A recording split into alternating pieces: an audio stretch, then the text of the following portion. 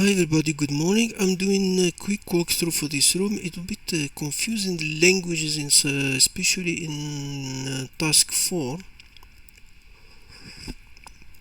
This is it's a free room, so everybody can read. So we'll go quickly on it. So the rest of the data everybody can read for themselves. So I'm also going straight to. Let's start on it. Basically, this one is more addressing the philosophy of ethics in IR, incident response, legal background, and all of that, the bias, and all the type of things. The first thing is a recap. Is a couple of room in TryHackMe. They have this type of information. Oh, they give us an example like a fiction cyber THM Corp, a global tech giant, wake up to the worst possible breach. So we have some kind of scenario. So what happened usually, there's a couple of processes whenever we start any incident response. Of course, the phase 1 is containment, how to isolate, quarantine. As guys, you can read the information. So basically is the most important: isolate, quarantine, try to figure out what happened. You start investigating, of course, trying to trace the digital fingerprint left by the adversary or the hacker. Also to see what's the entry point connecting from the ground zero of the attacker and the goal of execution. The process, of course, can take long.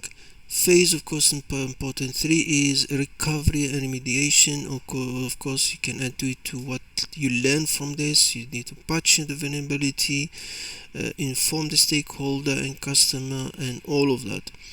So let's start. The question is, during containment, what must be done to compromise system? Of course, if you have a compromised system, the first thing you do is isolate and quarantine, so it doesn't affect the rest of the network, and then you can, after you isolate and quarantine, you can start investigating them.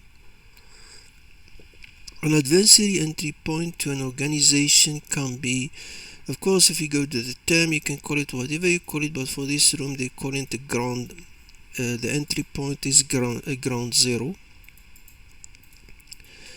What key action must be taken during the recovery? During recovery, of course, now if you read this is, of course, you need to update, patching wherever you have, and all of that. So basically, all vulnerability need to patch. The key point here is patch vulnerabilities.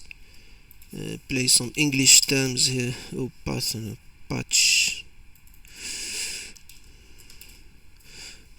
vulnerabilities. That's what you need to do. Most important is that if it's a software things, of course, if it's someone jumping your fence, so yeah, it's still, you can say, patching a fence or something.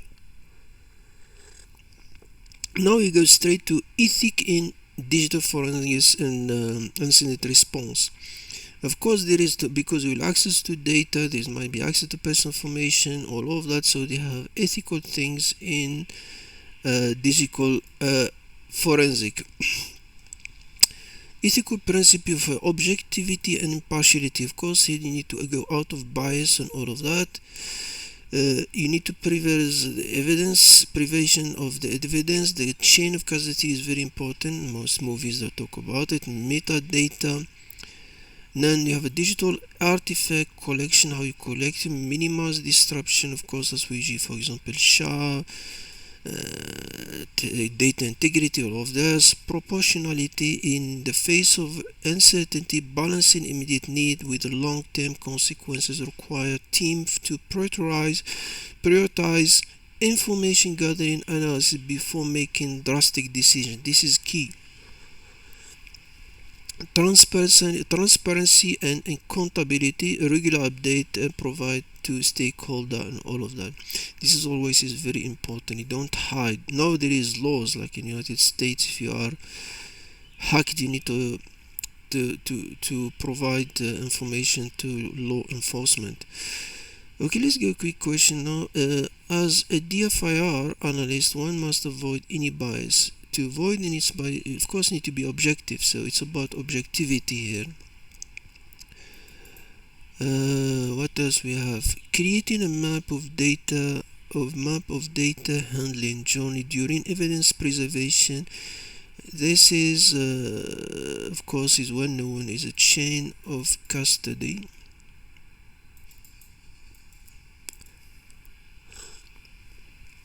I'm drinking coffee. What does providing regular update to stakeholder ensure? This is, I think, is transparency. You want to be transparent as possible. Yeah, this room play with the language too much. I spent time here. I got lost in this, I think, this question.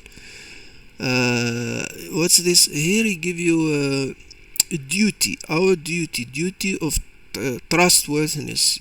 So people trust you. It involves building and maintain trust with stakeholder, ensure integrity of incident response. The duty of confidentiality. Of course, you will access to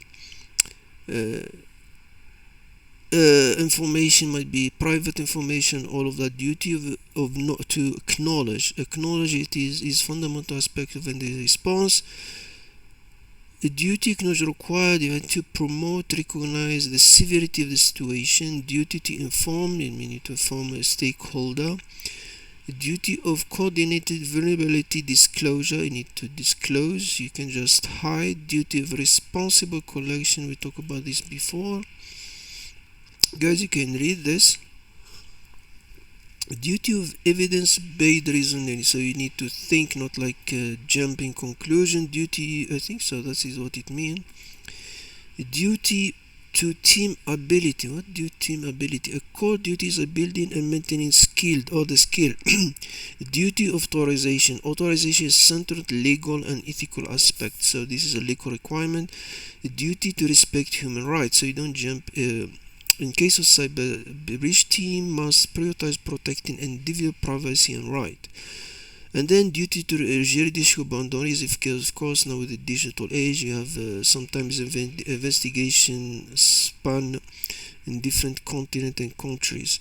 Now they give us a case study.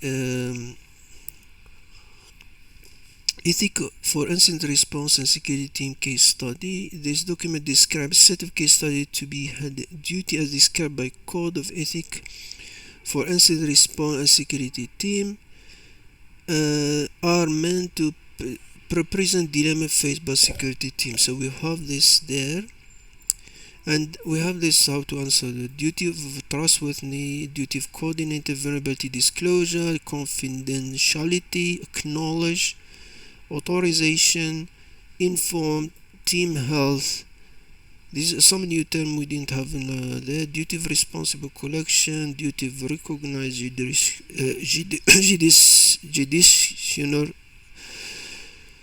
jurisdictional boundaries, duty of evidence-based reasoning. Okay, this is of course for a bias. Here where the things can be funny in this room.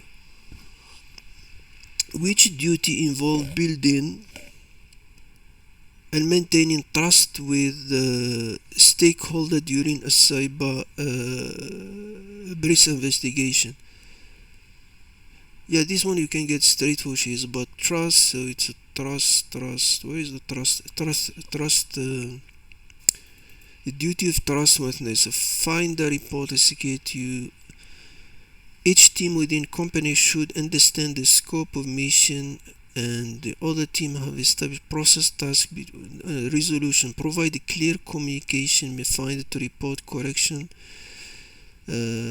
Trustworthiness is built between individual over time, and of course you can get in this room. Duty of trustworthiness. In cyber breach, duty of trustworthiness is paramount. It involves building and maintaining trust with stakeholder. So the first one you can get is straightforward, I think so. Trustworthiness. To ensure transparency, the DFIR team have duty 2. Transparency, of course, about information. Duty is closely tied to transparency, so it's about inform. And if we go to inform here, users are empowered to make risk-based. You can see now here transparency get lost here in this description. That's why the question a bit confusing this in this room. Yeah, but it a duty of transparency, it's related to information, so you need to inform. Now, based on the duty of inform case study, what should be considered when considering whether to investigate a breach? So here where the things got me lost also. Now, if we go, a CSIRT is made aware of an incident. Let me zoom it. Duty to inform. Say made aware of an incident. In the environment, there are legal restrictions for sharing data. Okay, outside the constituency, they need to fix the issue. But if it requires customer to take action, they will need notify the customer. If personal data was affected, then those users, sure, it's like there's a dilemma, to duty to inform. Action. After a dating site was breached, the CSIRT decided not to inspect the exposed data for their constituency as it could cause embarrassment. So they're choosing between the embarrassment to user and the organization. An assessment need to be made as to whether the embarrassment is more or less or risky. Or risky to an organization, then investigation and notify effect. So they're choosing here between a risk. I'm not 100% satisfied with this way of the answer. Is to say risk vs embarrassment. Sometimes it's just this is a bit too much language playing in English here. Because like whether to investigate a breach, it's a risk vs embarrassment. So if they disclose contact the user, so it's embarrassment, and then if they don't investigate, they have a risk of, I'm not sure to be the user are empowered to make risk-based decisions. So there is a risk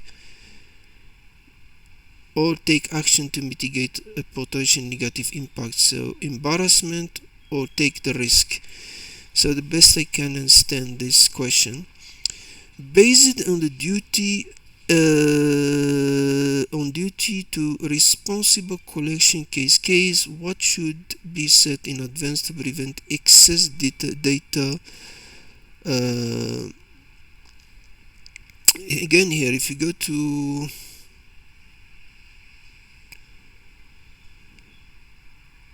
excess data collection, duty based on the duty to responsible collection.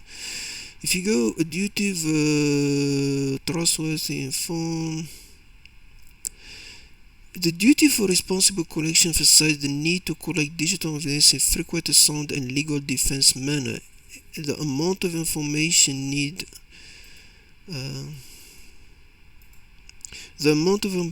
during an investigation may change. The team members should be able to adjust their collecting based on needs, involve clear policies and procedure.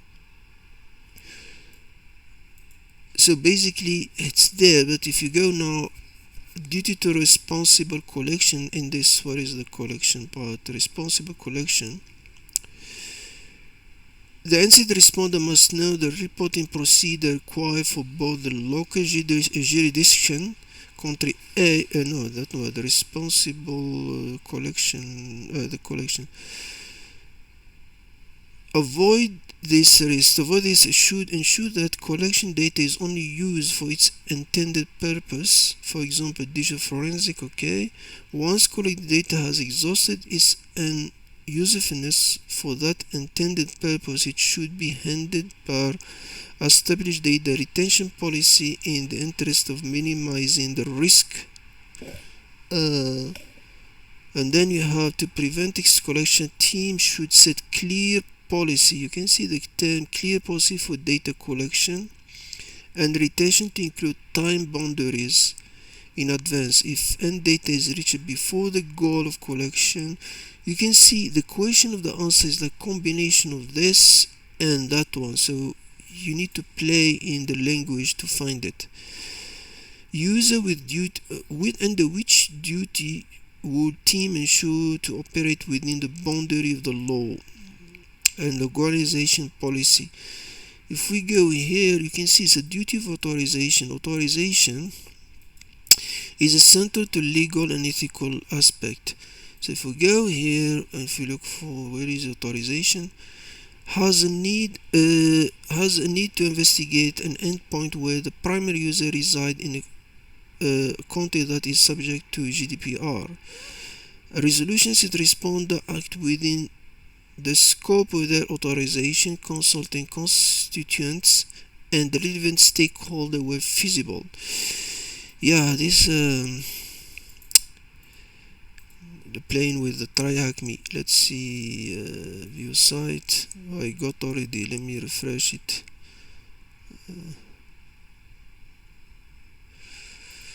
You still remember what I was doing?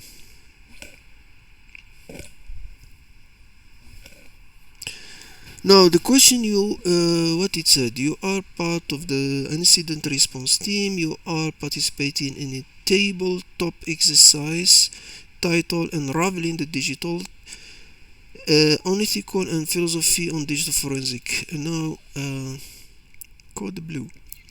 Detective Miller, leading an investigation into inside trading at Genesis Pharmaceutical, relies heavily on digital forensic analysis to gather evidence against doctor and media claims. So we have two suspects. The investigation uncovered a complex web of digital clues leading to eventual. Okay. So now they start to question us. We have gathered substantial digital evidence against Dr. Amelia Kim and Dr. Patel. How was this evidence obtained? Legal obtained warrant, hacking, purchase from third party, binding? No. So it must be legal. You can't just do that nonsense. What methods were used to analyze the digital evidence? Running unauthorized? No. Extracting data using forensic sound technique? Just makes sense. Collaborative external hacker? Ignore? No. What steps were taken to ensure the integrity of the digital evidence? Now, integrity, usually a chain of evidence was, it makes sense this one. Evidence was shared? No. Digital evidence was left? No. What ethical consideration aside from the method used to gather digital? Ethical consideration. Okay, we need to have the privacy, data integrity, transparency, maxima, no. Avoid mobile device, no. How can we ensure the investigative process is conducted ethically and transparently? By obtaining formal consent where applicable, professional studying guideline. No, you don't. Prioritize the speed by fabricating. No. What are potential consequences of unethical behavior in digital forensic? Unethical behavior, expanding the investigation, violating individual property.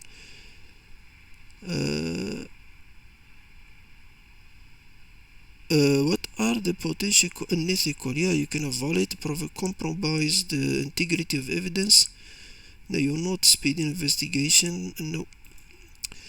What legal implication does digital evidence have in the case? The digital is more admissibility in court. What rights do suspects have? Any right has a legal representation. So temper, conceal, privacy, and legal representation. What are the consequences of using illegally obtained evidence in court? Evidence deemed that's straightforward. Separate investigator comment no. In case fast track no. And then we got the flag, and this is, guys, this is just a quick walkthrough in case you're stuck like I did. Next step, continue to. Whoa, is this another one? In case someone got confused like me, I got confused in this part. Well, we did all.